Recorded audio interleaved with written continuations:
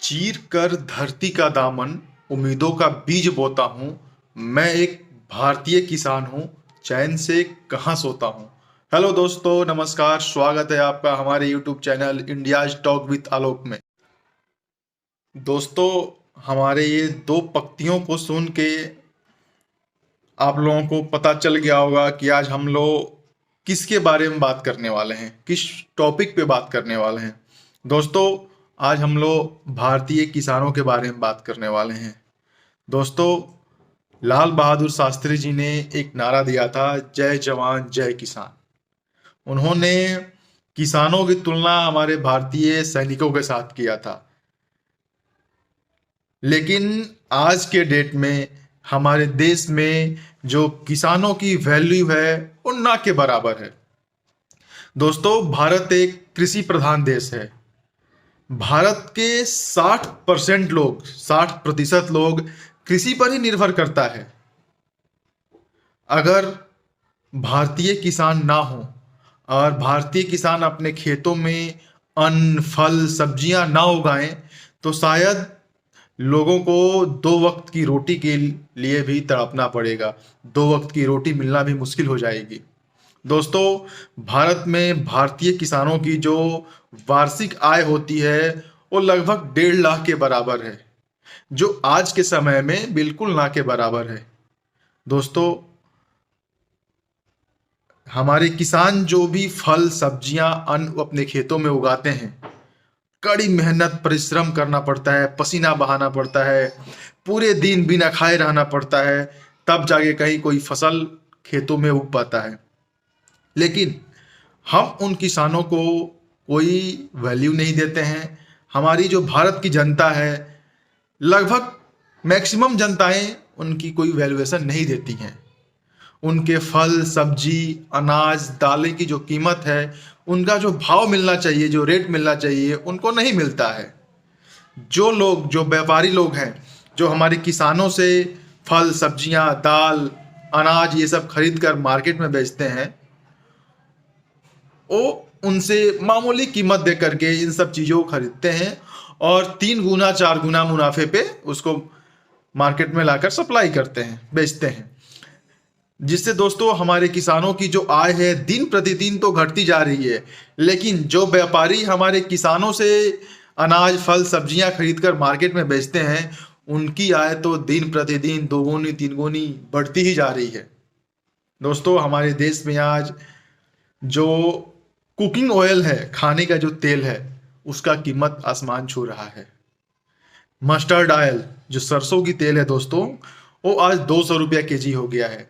और वही सरसों जो मिल वाले हैं ऑयल के, वो किसानों से एक मामूली सी रकम देकर खरीदते हैं और मार्केट में बेचते हैं 200 रुपया लीटर।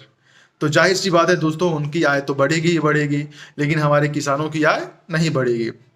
दोस्तों, आज हम लोग मार्केट में जाते हैं सब्जियां खरीदने, तो सब्जी वाले से मोल भाव करते हैं कि ये रेट दे दो, ये रेट दे दो। वो कोई सब्जी वाला रेट कम करके दे देता है, कोई नहीं करता है।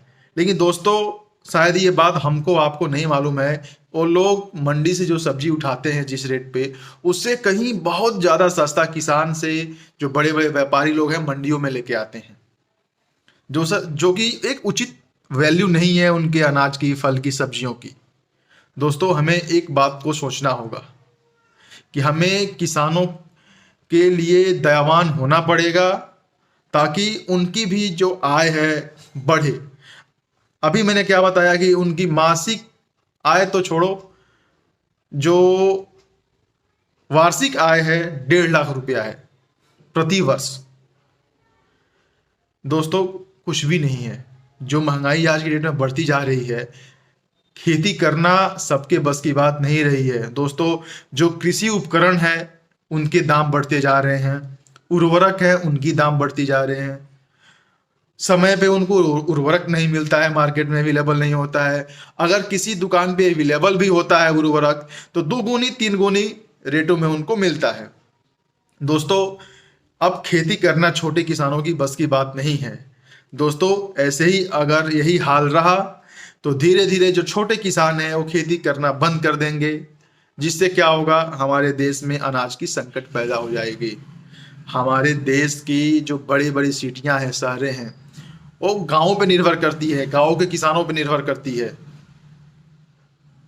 और अगर वो लोग कृषि करना छोड़ दिए, खेती करना छोड़ दिए, तो बहुत सारे लोगों को 2 वक्त की रोटियां भी नसीब नहीं होंगी, बहुत मुश्किल होगा मिलना। दोस्तों, इस महंगाई के दौर में जो बड़े किसान हैं, जिनके पास अच्छी खासी ज़मीनें हैं, उनको तो कोई दिक्कत नहीं होता है, क्योंकि वो कम रेट में बेचे या महंगा रेट में अपने फसल को बेचे, उनको मुनाफा तो हो ही जाता है। पिसता कौन है? छोटे किसान पिसता है, जिनके पास ज़मीन कम है, लिमिटेड सोर्स है उनके पास मार्केट में जाने का और अपने अनाज को बेचने का। दोस्तों, वो लोग क्या करता है, जो बिचौलिए होते हैं उनसे बेच देता है। और जो बिचौलिया क्या करता है, उनसे बार्गेनिंग करके कम रेट में उनके फसलों को खरीदता है, अनाज फल सब्जियां खरीदता है, और मार्केट में 2-3 गुना 4 गुना भाव पे उसको बेचता है, जिसका फायदा सिर्फ और सिर्फ बिचौलियों को होता है, बड़े व्यापारियों को होता है, हमारे किसान भाइयों को नहीं होता है। दोस्तों, किसान के द्वारा ही उगाया गया फल सब्जी अनाज तमाम तरह की चीज़ें आज महंगी हो गई है, लेकिन हमारे किसानों की जो आय है वो वहीं का वहीं है। उनको उचित जो दाम मिलना चाहिए, वैल्यू मिलना चाहिए, नहीं मिलता है। हमारी जो सरकार है दोस्तों, वो तमाम तरह की नियम लगाती है, ये एमएसपी, ये बिल, वो बिल, कुछ बिल पास होता है, कुछ बिल खत्म हो जाता है, और जो बिल पास भी हो जाता है उसको लोग फॉलो नहीं करते हैं। किसान तो बहुत खुश होता है, चलो हमारे लिए सरकार ने ये बिल ला दिया है, ये बिल ला दिया है, हमको 2 पैसे का फायदा होगा। लेकिन दोस्तों, कोई फायदा नहीं होता है। सरकार का काम है नियम कानून लगाना, किसानों के लिए बिल पास करना, लेकिन उसको फॉलो कोई भी व्यापारी, कोई भी बिचौलिया नहीं करता है। बेचारा किसान मरता है, पिसता है, लेकिन उनकी सुनने वाला कोई नहीं होता है। दोस्तों, हमको आपको इसके लिए थोड़ा सजग होना पड़ेगा, जागरूक होना पड़ेगा कि हमारे किसानों की आय बढ़े। अगर उनकी आय नहीं बढ़ेगी तो आने वाले समय में हमको मार्केट में अनाज की बहुत किल्लत हो जाएगा, उसकी कमी महसूस करना पड़ेगा, नहीं मिलेगा। अगर किसान जब खेती ही नहीं करेगा तो कहाँ से मिलेगा? और किसानों को कृषि छोड़ने का, जो छोटे किसान है, एक ही कारण होगा, उनको उचित दाम नहीं मिलना, पर्याप्त मात्रा में उनको उर्वरक नहीं मिलना, कृषि उपकरण की महंगाई, डीजल की महंगाई उनको मार दे रही है। दोस्तों, आप लोगों ने न्यूज़पेपर में, न्यूज़ चैनलों में अक्सर देखा होगा कि मध्य प्रदेश में, पंजाब में किसान आत्महत्या कर लेते हैं। दोस्तों, वो लोग कर्ज लेकर खेती करते हैं, और जब फसल उनका पकता है तो उनकी लागत भी नहीं निकल पाती है, इतने कौड़ियों के भाव में उनका फसल बिकता है, तो बेचारा किसान अपना कर्ज भी नहीं चुका पाता है और मजबूरी में उसको आत्महत्या करनी पड़ती है। दोस्तों, इस चीज़ को कहीं ना कहीं हमारे सरकार को भी गंभीरता से लेनी चाहिए। किसानों को सस्ते दर पे कर्ज देना चाहिए और कृषि को आगे बढ़ाना चाहिए। सरकारें तो लंबी लंबी बातें करती है, किसान के लिए ये करेंगे वो करेंगे, लेकिन होता कुछ नहीं है। ये सब जबान से ही होता है, पेपर पे ही होता है, धरातल पे उतर के कोई काम नहीं करता है। दोस्तों, भारत का एक सच्चा नागरिक होने के नाते हमको आपको किसानों की मदद करनी चाहिए। उनके फल सब्जियों अनाजों को उनको उचित दाम मिलना चाहिए, तो जाके हमारे देश के जो छोटे किसान हैं वो कहीं सरवाइव कर पाएंगे। हमारी सरकार ने बोला था, कहा था कि हम अपने किसानों की आय को दोगुनी कर देंगे। दोस्तों, किसानों की आय तो दोगुनी नहीं हुई, लेकिन जो बीच के बिचौलिए हैं उनकी जो आय है वो दोगुनी नहीं, 3 गुनी 4 गुनी बढ़ गई। इस पे सरकार की बिल्कुल भी ध्यान नहीं है। दोस्तों, आम आदमी को इसके लिए सोचना पड़ेगा। अगर आम जनता इसके बारे में नहीं सोचेगी तो मैं बोल रहा हूँ, यकीनन प्रॉब्लम्स बहुत सारी आएंगी, अनाज की बहुत कमी हो जाएगी।